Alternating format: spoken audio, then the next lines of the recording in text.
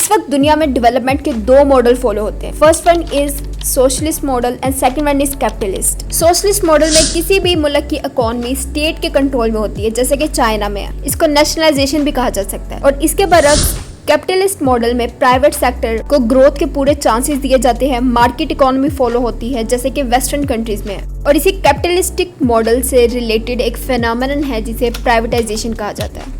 तो हम कह सकते हैं कि प्राइवेटाइजेशन एक ऐसा प्रोसेस है जिसमें कोई भी प्रॉपर्टी या बिजनेस जो कि पहले गवर्नमेंट की ओनरशिप में था, वो प्राइवेट ओनरशिप में चला जाता है और प्राइवेट सेक्टर उसको हैंडल करता है। यानी कि प्राइवेटाइजेशन SOEs की जाती है। SOEs means state owned enterprises. Now before diving into analysis, let's have a look at the history of privatization in Pakistan. So 1960 में जनरल अयूब खान के मिलिट्री रेजिम के दौरान प्राइवेटाइजेशन में खातिर ख्वाह इजाफा देखने को मिला, क्योंकि अयूब खान के एडवाइजर्स हार्वर्ड यूनिवर्सिटी के प्रोफेसर्स थे और उस वक्त हमारे अमेरिका के साथ ताल्लुकात बहुत अच्छे थे, हमें एड मिल रही थी, हमारे रिलेशंस अच्छे थे, तो हमारी इकॉनमी एक कैपिटलिस्ट इकॉनमी बनी। इसके बाद 1970s में जुल्फ़िकार अली भुट्टो की जब गवर्नमेंट आई, उन्होंने नेशनलाइजेशन की पॉलिसी को फॉलो किया और स्टेट ने बिजनेसेस, कंपनीज और ऑर्गेनाइजेशन को गवर्न करने की, मैनेज करने की रिस्पॉन्सिबिलिटी ले ली। लेकिन बहुत जल्द गवर्नमेंट को अंदाजा हो गया कि वो इसको मैनेज नहीं कर पाएगी। इसके बाद 1991 में एक प्राइवेटाइजेशन कमीशन बनाया गया, जो कि अब तक 178 से ज्यादा यूनिट को प्राइवेटाइज कर चुका है और 26 यूनिट्स पाइपलाइन में हैं। प्राइवेटाइजेशन IMF की डिमांड भी रही है और PMLN की गवर्नमेंट जो है वो भी मार्केट इकोनॉमी को ही फेवर करती है। Now let's have a look at the advantages which government wants to achieve by going for privatization in Pakistan. पहला फायदा ये होगा कि स्टेट से इकोनॉमिक बर्डन कम हो जाएगा। PIA, रेलवे, स्टील मिल्स, ये सब प्रॉफिट अर्न करने के बजाय नुकसान में जा रही हैं। आमदन से ज़्यादा तो इन पर खर्च हो जाता है और गवर्नमेंट जो है वो बिलियंस ऑफ रुपीस सब्सिडीज़ के तौर पर इन पे लगाती है ताकि ये ऑर्गेनाइजेशन चल सके। ये बर्डन कम हो जाएगा। सेकेंडली, मुल्क की ओवरऑल इकॉनमी में बेहतरी आएगी, क्योंकि गवर्नमेंट इन इदारों पर जो भी खर्च करती है वो आम लोगों के टैक्स से पैसा आता है। प्राइवेट बिजनेसमैन इसको रन करेंगे तो वो प्रॉफिट के लिए रन करेंगे और अगर कोई लॉस होगा भी तो वो पब्लिक पे शिफ्ट नहीं होगा। थर्डली, एफिशिएंसी देखने को मिलेगी, क्वालिटी ऑफ सर्विस डिलीवरी बढ़ जाएगी, प्रोडक्टिविटी इंक्रीज होगी, क्योंकि गवर्नमेंट की प्रोडक्टिविटी हमेशा लो देखने को मिली है। जो प्राइवेट सेक्टर जब आएगा वो अपने बिजनेस मॉडल, बिजनेस सॉल्यूशंस को अपने ध्यान में रखते हुए इसको बिजनेस स्टैंड पॉइंट से रन करने की कोशिश करेगा, जिसकी वजह से लॉसेस मिनिमम हो जाएंगे। फोर्थली, मुल्क में लोकल और फॉरेन इन्वेस्टमेंट बढ़ जाएगी, जैसे कि PTCL की प्राइवेटाइजेशन में हमें देखने को मिला था कि एतिसलात जो कि UAE बेस्ड कंपनी है, उस ग्रुप ने यहाँ पे बहुत ज़्यादा इन्वेस्ट किया था और पाकिस्तान को इन्वेस्टमेंट की बहुत ज़रूरत है। जब प्राइवेट कंपनीज यहाँ पे इन्वेस्ट करेंगी तो वहाँ से कैपिटल भी आएगा, न्यू टेक्नोलॉजीज आएंगी, उनकी एक्सपर्टीज शामिल होगी और इकॉनमी ग्रो करेगी। फिफ्थली, करप्शन का खात्मा होगा और अकाउंटेबिलिटी बढ़ जाएगी,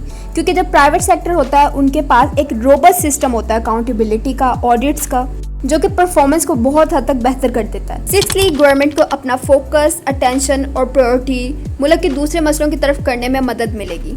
इन सब चीज़ों से निकल के गवर्नमेंट अपना फोकस प्रायोरिटी इश्यूज पे कर पाएगी, जैसे कि security issues, foreign policy and infrastructure development. Seventhly, हमें फॉरेन फंडिंग की ज़रूरत कम होगी अभी, क्योंकि हमने लॉसेस पे करने होते हैं तो हमें फॉरेन एड की ज़रूरत पड़ती है, लेकिन जब ये प्राइवेटाइज हो जाएंगी तो फिर प्राइवेट सेक्टर उसको रन कर पाएगा। एंड लास्टली, पॉलिटिकल इंटरफेरेंस कम हो जाएगी।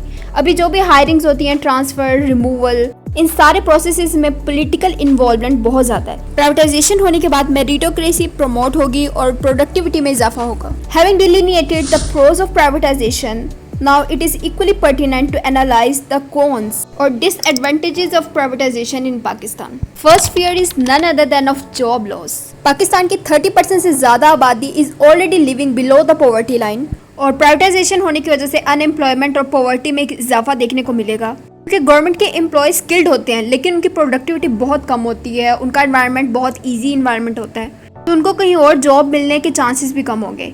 यही वजह है कि बहुत सी लेबर यूनियंस और पार्टी जो हैं वो प्राइवेटाइजेशन को अपोज करती नजर आती हैं।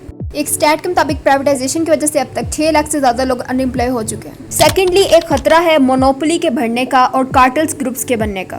ऐसा ही कुछ अयूब खान के दौर में देखने में नजर आया था। इंडस्ट्रियल एलिट्स आपस में मिलकर अलायंसेस बना लेते हैं, फिर चीज़ों की प्राइसेस हाई रख लेते हैं और उसकी क्वालिटी रिड्यूस हो जाती है, जैसा कि sugar mafias, wheat flour mafias etcetera. Thirdly, strategic और सिक्योरिटी के इशू रेज हो गए क्योंकि रेलवे ना सिर्फ जनरल मासेस बल्कि मिलिट्री के लॉजिस्टिक और इक्विपमेंट को भी ट्रांसपोर्ट करती है। सो प्राइवेट कंपनीज को देने से रिस्क फैक्टर बहुत ज़्यादा बढ़ जाएगा। गवर्नमेंट हॉस्पिटल्स को प्राइवेट करने से वो बहुत ज़्यादा कॉस्टली हो जाएंगे और पीआईए को प्राइवेटाइज करने की वजह से गवर्नमेंट के हाई रैंकिंग ब्यूरोक्रेट्स, ऑफिशियल्स और पॉलिटिकल लीडरशिप की ट्रांसपोर्टेशन पे कॉम्प्रोमाइज होगा। फोर्थली, अगर इंटरनेशनल कंपनीज आकर प्राइवेटाइजेशन के प्रोसेस में हिस्सा लेती हैं तो इंटरनेशनल डिपेंडेंस हमारी बहुत हद तक बढ़ जाएगी। And last but not the least, there are threats of concentration of wealth in few hands. कुछ एलीट फैमिलीज के पास हमारे मुल्क के ज़्यादातर एसेट्स जमा हो जाएंगे और यही प्राइवेट इन्वेस्टर्स जब यहाँ से प्रॉफिट अर्न करके दुबई, स्विट्जरलैंड और पनामा में इन्वेस्ट करते हैं अपनी मनी को, तो प्राइवेटाइजेशन के benefits are less likely to achieve. अब इस साइड डिस्कशन को कंक्लूड करें तो हम देखते हैं कि पाकिस्तान को कौन सा मॉडल फॉलो करना चाहिए।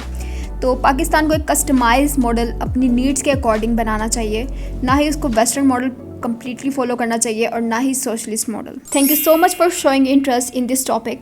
Do comment if you face any conceptual ambiguity.